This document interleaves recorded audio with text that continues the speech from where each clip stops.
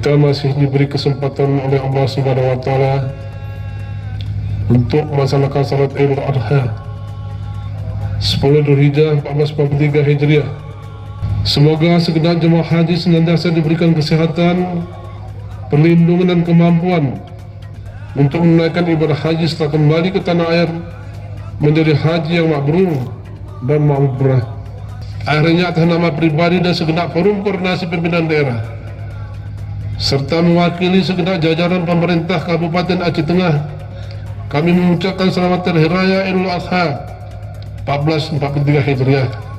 Minal aidin wal faizin, mohon maaf lahir dan batin.